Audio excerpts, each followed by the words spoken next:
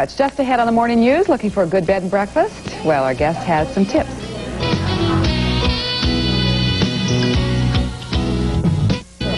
Well, are you looking for a quaint little place to spend the night and get a good breakfast? Our guest is the author of the 10th anniversary edition of the Complete Guide to Bed and Breakfasts, Inns and Guest Houses, a Lanier Guide. Pamela Lanier joins us now with tips on what to look for in a bed and breakfast. Hello, Pamela. Welcome. Good morning, Donna. Thank you. Give us an idea how you would compare a bed and breakfast with another hotel or an inn. Well, I think that most people go to bed and breakfast for a little more intimate experience.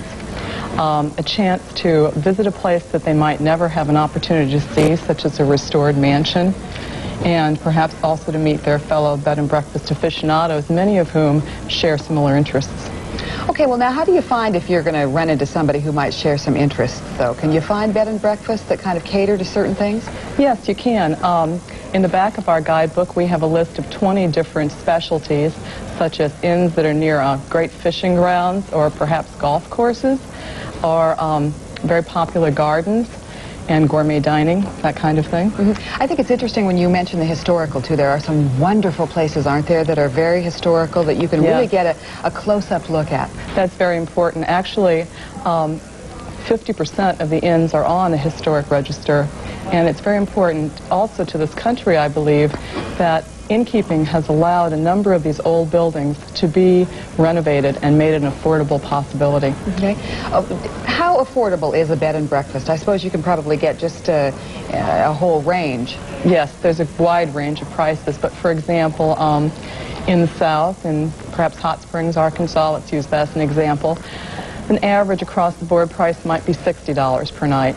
And going up to Boston, Massachusetts for an urban inn, $90 a night. And in the Napa Valley, California, $120 per night.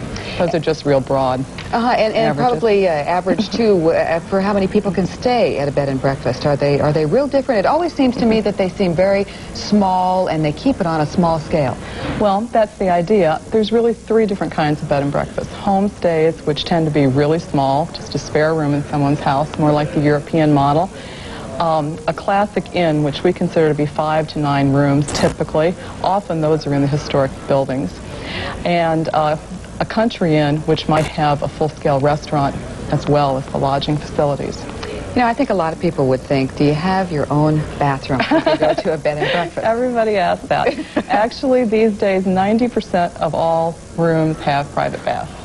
That has become the standard of the industry in the past few years. So you can rest assured, if you'd like your own bathroom, you will have it. Okay, so you find someplace that you want to go.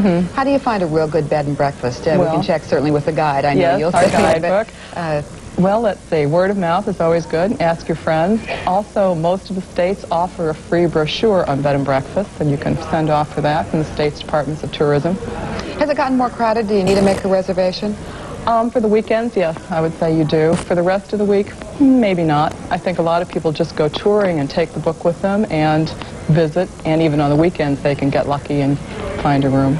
What if somebody thinks, gee, it'd be a great idea to own one of these? I'd like to be serving up the breakfast. And do you get breakfast at all of these anyway? Yes, breakfast is pretty standard, as well as afternoon tea or social hour where you can sit around and talk with your fellow guests and talk about the evening's events, maybe discuss restaurants, that kind of thing. What if somebody wants to own one? What are the chances of that, and how would they go about finding out if they really are cut out for it, you know? Well, we always suggest that people visit a seminar and take a seminar about innkeeping. It's a very popular dream. Since we started the first edition, there were 1,200 inns in that one. 10 years later, there's 9,000, so a lot of people have realized the dream of becoming an innkeeper.